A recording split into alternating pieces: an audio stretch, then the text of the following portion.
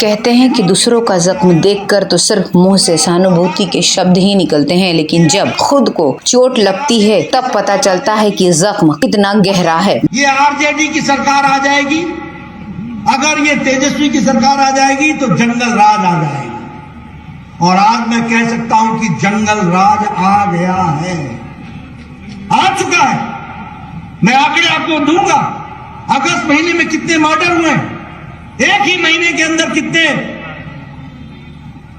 Extortion हुए, एक ही महीने के अंदर कितने लोगों को बंधक बनाया गया, महिलाओं के साथ कितना अत्याचार हो रहा है, लॉ एंड ऑर्डर एकदम जिसको बोलते हैं ध्वस्त हो चुका है, प्रशासन पर पकड़ खत्म हो गई है। मुझे तो यह भी अब समझ में नहीं आता है कि सुशासन बाबू की सरकार में शासन कौन कर रहा है। भारतीय जनता पार्टी के राष्ट्रीय अध्यक्ष और राज्यसभा के सांसद महान जेपी नड्डा, जो अपने बड़बोलेपन की वजह से हमेशा सुर्खियों में बने रहते हैं, उन्हें और उनके साथ उनकी पार्टी बीजेपी को भी कांग्रेस की भारत जोड़ो यात्रा से अब पेट में दर्द के साथ साथ दस्त भी हो गए हैं, ऐसा लगता है। कभी कोरोना तो कभी राहुल गांधी की सुरक्षा जैसे, और ना जाने उसके साथ साथ क्या क्या बहाने करके इस भारत जोड़ो यात्रा के सफर में रोड़े डालने वाली बीजेपी आजकल बौखलाई हुई है। अरे तो नड्डा साहब, आपकी पार्टी ने फिर क्या किया था महाराष्ट्र में? कुछ महीने पहले पीछे से वार करके उद्धव ठाकरे को कुर्सी से हटाकर आपने कौन सा पुण्य का काम किया था? क्या वहां आपने जनता की जनादेश का अनादर नहीं किया था? और उस पर से आज महाराष्ट्र में आप आकर कहते हैं, और वह भी चिल्ला करके, हमने भ्रष्टाचार मुक्त महाराष्ट्र बना दिया है।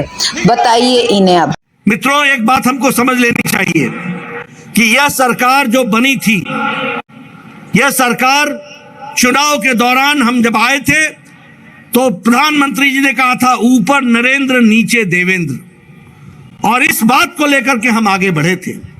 उद्धव ठाकरे जी ने भारतीय जनता पार्टी को धोखा देकर, कुर्सी की गद्दी के लालच में आकर उनके साथ जाकर के मिल गए जिनके खिलाफ बाला साहब देवरस सारी जिंदगी लड़ते रहे, वही कांग्रेसी और वही एनसीपी के साथ जाकर के मिल गए। और किस लिए मिले? कुर्सी के खातिर विचारों को का बलिदान दे दिया, वैचारिक पृष्ठभूमि को भूल गए। जो राष्ट्रवादी ताकतों के साथ खड़े होते थे, उन लोगों ने नए चेहरे, नए नकाब, नए मुखौटे पहन करके वो खड़े हो गए। लेकिन आप जानते हैं, असली असली होता है, नकली नकली होता है। नकली रह गया, असली वापस आ गया, और भारतीय जनता पार्टी के साथ मिलकर के फिर से राष्ट्रवादी तरीके से सरकार बनी है। और यह सरकार विकास के लिए बनी है। यह सरकार सबका साथ, सबका विकास, सबका विश्वास, सबका प्रयास के लिए बनी है। और मैं पूछना चाहता हूं, कौन सी मजबूरी थी उद्धव ठाकरे जी को कि पालघर के साधुओं की हत्या, जो निर्मम हत्या हुई थी, उसके केस को सीबीआई को देने में कौन रुकावट आ गई थी? किसने रुकावट दी थी? कहां चला गया तुम्हारा वैचारिक पृष्ठभूमि? कहां चली गई आपकी विचारधारा? अरे सत्ता के पीछे इतने मिट गए, इतने समाप्त हो गए, इतने छोटे हो गए। कहां ले जा रहे थे महाराष्ट्र को? यह दीगर बात है, यह अलग बात है, यह इतर बात है कि ऐसा होना नहीं था, क्योंकि सच्चाई सच्चाई होती है और सच्चाई फिर से स्थापित हुई है। इस बात को भी हमको याद रखना है। पूरी बीजेपी ने भ्रष्टाचार से पूरे देश को खचाखच मालामाल कर दिया है, और ये दूध की धुली बीजेपी भ्रष्टाचार की बात करती है। हाँ, ये कह सकते हैं कि बीजेपी ने महाराष्ट्र को भ्रष्टाचार मुक्त तो नहीं, बल्कि महाराष्ट्र से 7 कंपनियों को गुजरात में भेजकर रोजगार मुक्त जरूर कर दिया है।